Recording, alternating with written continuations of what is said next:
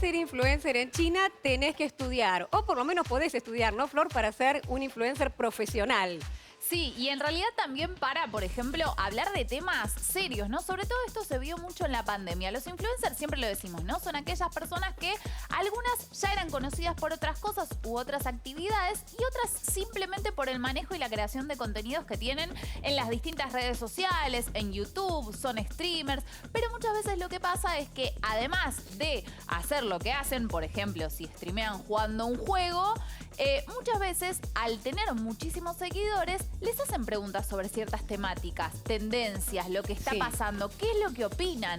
Les gusta a sus seguidores saber que esa persona conocer a la persona. Exactamente, conocer a la persona y también ver cuál es la postura que tiene frente a distintos eventos. Bueno, por ejemplo, en pandemia había muchos influencers que opinaban sobre la veracidad o no del coronavirus, si funcionaban o no las vacunas, de las decisiones que tomaban los distintos gobiernos. Bueno, esto lo vimos muchas veces, ¿no? Y en China lo que dijeron fue: sos influencer, tenés muchos seguidores, streameás, por ejemplo, ¿no? Tenés una responsabilidad. Tenés una responsabilidad y no vas a poder hablar de ciertos temas si no tenés estudios al respecto. Por ejemplo, muchos influencers que de repente recomiendan dónde invertir dinero, o qué productos comprar, o cómo manejarte en tu día a día. Entonces, o esto también, ¿no?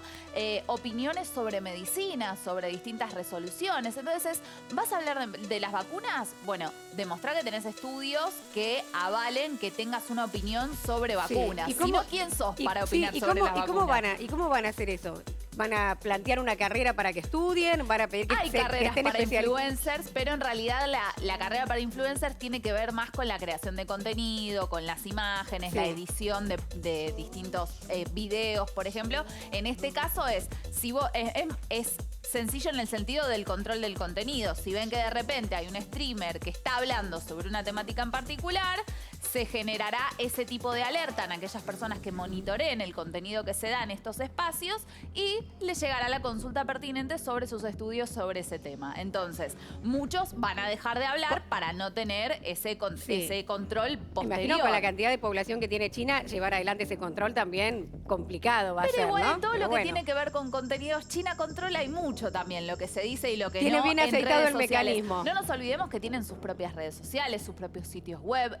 Digamos, el gobierno está monitoreando ese tipo de contenidos constantemente. Sin ir más lejos, vimos las distintas medidas que tomaron, sobre todo con el rol de los videojuegos y también de los distintos contenidos de streaming, cuando, por ejemplo, lo contamos hace unos meses nada más, a menores de edad no los dejaban ver streamings en vivo a partir de las 10 de la noche, ¿no? Como las distintas medidas que van tomando relacionadas a los videojuegos, al mundo del streaming y en este caso al mundo de los influencers, que muchas veces se le exige opinión sobre temas que quizás no tienen por qué saber y su opinión modifica cosas, ¿no?